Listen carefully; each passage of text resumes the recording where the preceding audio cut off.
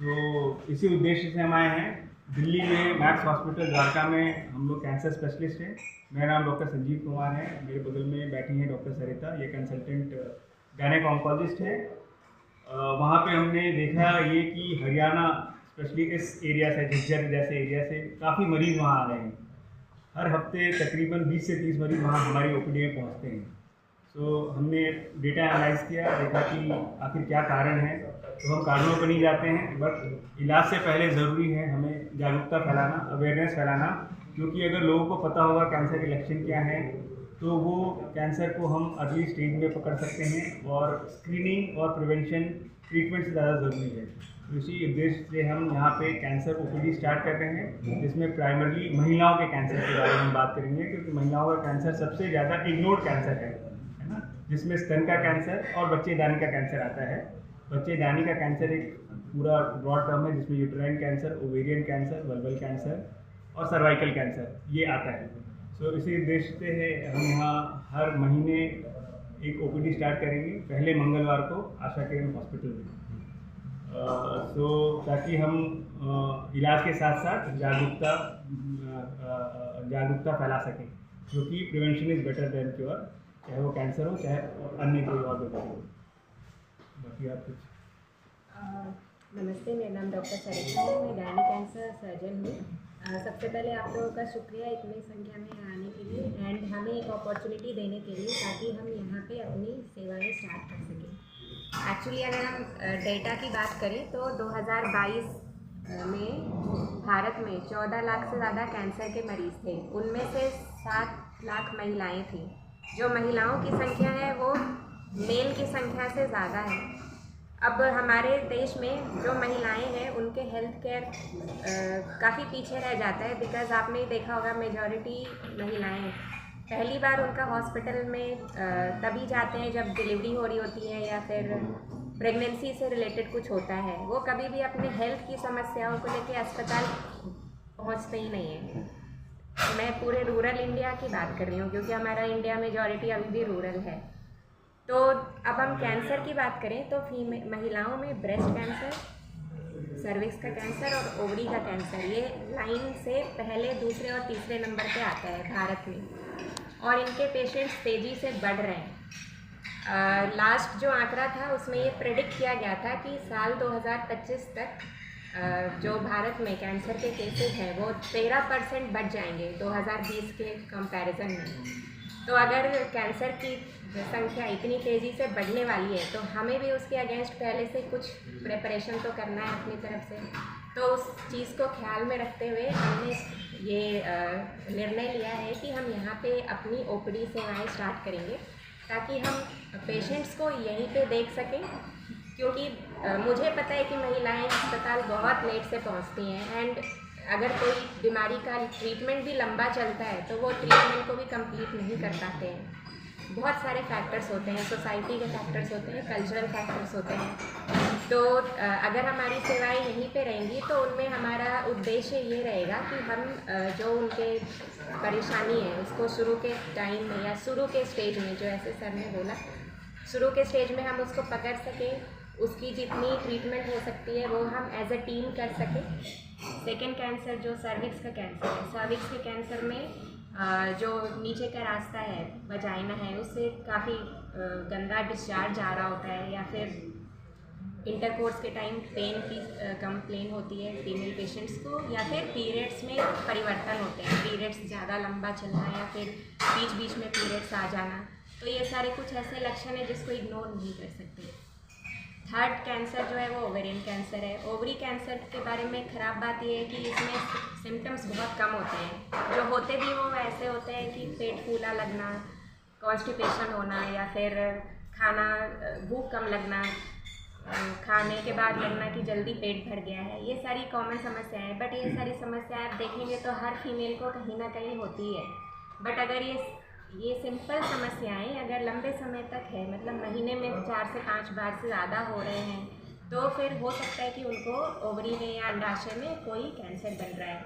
तो उन केसेस में उनको जल्दी आना है, ताकि शुरू के स्टेज में अल्ट्रासाउंड हो सके। अल्ट्रासाउंड में बीमारी पता चलती है, इलाज भी संभव होता है। इसके अलावा जो कैंसर है वो यूट्रस का कैंसर है। उसके कारण होते हैं मोटापा या फिर कुछ जेनेटिक कारण भी होते हैं। उसमें भी परेशानी ये रहती है कि ब्लीडिंग की समस्या रहती है उसमें शुरुआत के स्टेजेस में। इसीलिए शुरुआत के स्टेजेस में बीमारी पता लगने के चांसेस बहुत अच्छे होते हैं अगर शुरू के स्टेजेस में हमने उनका अल्ट्रासाउंड किया या उनको गायनी चेकअप किया है। तो ओवरऑल मैं कहूँगी कि जितने भी विमेन के कैंसर्स हैं वो सारे आउटकम वाइज अच्छे हैं अगर उनको हम असली या शुरू के स्टेजेस में हम पकड़ सकें और उनका प्रॉपर इलाज भी बहुत ज़रूरी है। तो ओपीडी के साथ यहाँ जो बायोप्सी वगैरह या जो टेस्ट होते हैं जितने भी कैंसर से संबंधित, क्या वो भी होंगे यहाँ पर?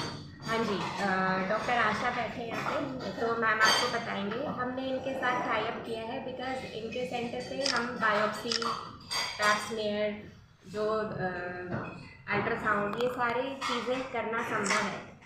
तो वहाँ पे हमें ये तो पता, हम ये क्लियर कर सकते हैं कि हमारे मरीज़ को कैंसर की समस्या है। अब उनका जो आगे का इलाज है उसके लिए एक टीम चाहिए, क्योंकि कैंसर में एक बड़ी टीम के साथ इलाज संभव होता है। उसमें सिकाई के डॉक्टर भी होते हैं, उसमें कीमो के डॉक्टर भी होते हैं। तो उसके मतलब एटलीस्ट हमें डायग्नोसिस तो बना सकते हैं यहाँ पे। जैसा पहले कहा जाता था तंबाकू सेवन है, शराब है, ये प्रमुख कारण रहते हैं, लेकिन पिछले काफ़ी लंबे समय से देखा आ रहा है जो लोग इनका सेवन भी नहीं करते हैं फिर भी कैंसर पीड़ित पाए जाते हैं, तो इसका क्या कारण है? तंबाकू सेवन या शराब ठीक है, कारण है जिनका हमें पता है कि उनसे कैंसर होता है, लेकिन कैंसर होने के और भी बहुत सारे कारण होते हैं। उसमें एक प्रमुख कारण हमारा उम्र भी होता है और उसके अलावा हमारा एनवायरनमेंट भी होता है। हम जिस हवा को सांस ले रहे हैं, हम जो पानी पी रहे हैं, हम जो खाना खा रहे हैं, तो काफ़ी चीज़ें होती है जो कैंसर को बनाती है, कोई एक चीज़ नहीं होती है। हाँ, बट उन सब चीज़ों में अगर हम तंबाकू को भी ऐड कर दें या शराब को भी ऐड कर दें तो रिस्क और बढ़ जाता है। तो इसमें मेल फीमेल में सेम शुरुआत में सिम्टम्स जी, हर ऑर्गन वाइज, मतलब किस अंग का कैंसर है उसके अकॉर्डिंग सिम्टम्स अलग होते हैं। जैसे अगर आंतों का कैंसर है किसी को तो कॉन्स्टिपेशन हो सकता है, डायरिया हो सकता है, लैट्रिन के रास्ते खुल जाता है, ये सिम्टम्स होते हैं। तो कुछ ऐसे लक्षण होते हैं जिसमें हमें सोचना है कि ये कैंसर का सिम्टम भी हो सकता है। आपने उम्र की बात की मैडम, किस उम्र में चेक कराना चाहिए कि नहीं? हाँ, हर महिला को 30 साल की उम्र के बाद पैप स्मीयर की जांच करानी होती है। इस पैप स्मीयर में हम HPV DNA को टेस्ट करते हैं। HPV वो वायरस है जिससे सर्वाइकल कैंसर होता है। तो अगर हमें पता चलता है कि ये वायरस पॉजिटिव है तो कैंसर होने से पहले वाले स्टेज में ही हम उसको इलाज कर सकते हैं, इलाज संभव होता है। तो 30 साल की उम्र के बाद हर 5 साल में ये टेस्ट कराते हैं। ब्रेस्ट कैंसर के लिए मैमोग्राम होता है। हर 40 साल के बाद हर महिला को हर 1 से 2 साल में मैमोग्राम कराना है। ये एक सिंपल सी जांच है, एक्सरे जो ब्रेस्ट का करते हैं। कोई दर्द नहीं होता है इस जांच में एंड उससे हमें पता चलता है कि ब्रेस्ट में कोई प्रॉब्लम तो नहीं बन रही है। ये 2 टेस्ट है जो हर महिला को कराते हैं। तो क्लाइमेट के हिसाब से या किन चीज़ों की वजह से आपको झज्जर स्पेसिफिक एरिया में कैंसर केस मिल रहे हैं, क्या रीज़न आपको नज़र आ रहा है प्राथमिक तौर पर हम देखें?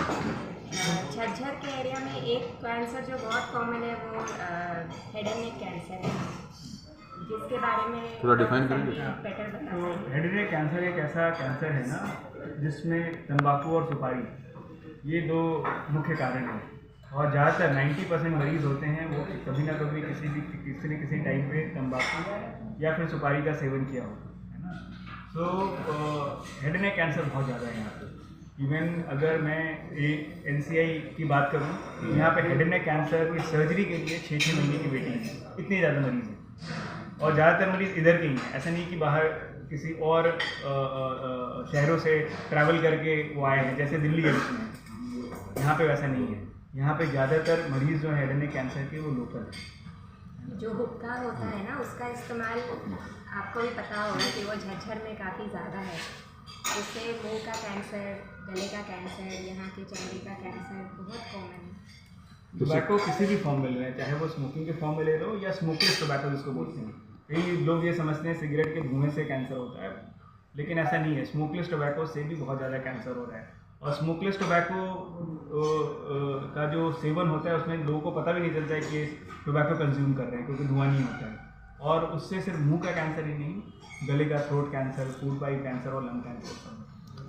जो पानी में एक होता है यूरेनियम और आर्सेनिक, जो जिस कैंसर के मेन इशू जो क्रिएट होते हैं उससे, तो झज्जर में क्या इस तरह कोई इशू आपको अंदाजा आ रहा है क्या? तो आपने बहुत ही सही सवाल उठाया है ना।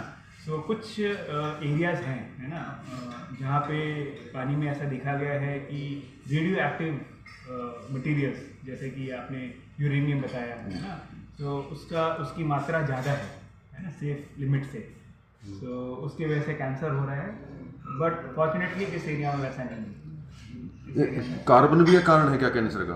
कार्बन जी, कार्बन एज सच कार्बन कोई कारण नहीं है, क्योंकि यहाँ ईंट भट्टे सबसे ज़्यादा हैं और ग्राउंड वाटर जो है उसमें कार्बन की मात्रा बढ़ रही है। अगर कार्बन के भी बहुत सारे टाइप होते हैं। जो रेडियो एक्टिव कार्बन होता है उससे होता है, ईंट भट्टों वाले कार्बन से नहीं होता।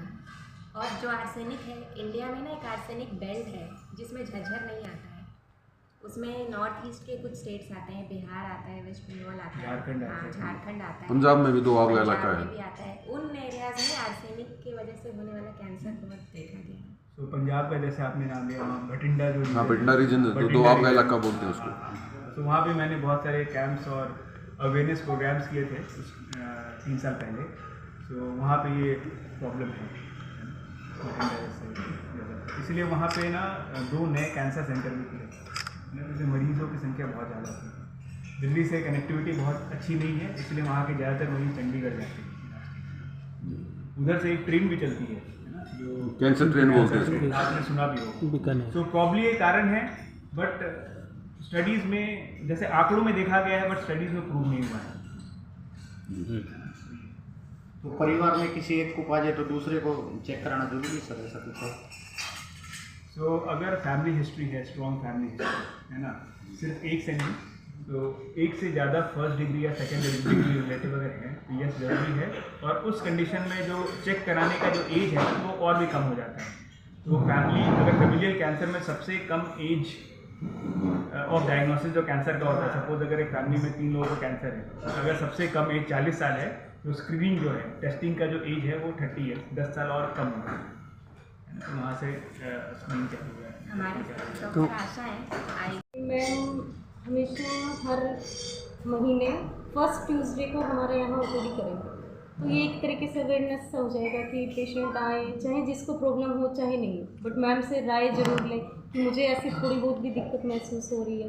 उसके लिए मैम जो भी इन्वेस्टिगेशंस हो, हमारे हॉस्पिटल में सारी फैसिलिटीज़ अवेलेबल हैं, जैसे पैप स्मीयर हो गया या फिर कोई ब्लड इन्वेस्टिगेशन होगी, अल्ट्रासाउंड वगैरह हो जाएगा, एक्सरेज वगैरह हो सकते हैं। उसके बाद जब प्रॉपर एक डायग्नोसिस बन जाएगा, उसके बाद हम पेशेंट को मैम के पास ही रेफर कर देंगे। बाकी जो भी कैंसर है जो लेडीज़ से रिलेटेड है, जैसे गर्भाशय का हो गया, वल्वा का हो गया, रिसोली हो गई, कई बार ऐसा होता है कि पेशेंट को रिसोली होती है लेकिन उसमें कोई प्रॉपर सर्जिकल कुछ करवाने की ज़रूरत नहीं होती, लेकिन कुछ लोगों का ये है कि नहीं कहीं मुझे कैंसर हो जाए, इसलिए सब लोग अपने गर्भाशय निकलवाने पे लगे। मैम उनको गाइड कर सकती है कि आगे चल के कैंसर बनेगा नहीं बनेगा, आपको इसको निकलवाने की ज़रूरत है नहीं है, तो पेशेंट्स को प्रॉपर गाइडेंस मिल जाएगी। ये हमें मैम से आने से फ़ायदा मिल जाएगा। और मैम हर मंगलवार, मतलब हर महीने के फर्स्ट मंगलवार को मैम की ओपीडी रहेंगी। तो झज्जर के और किसी अस्पताल में तो अभी ये सेवा नहीं है?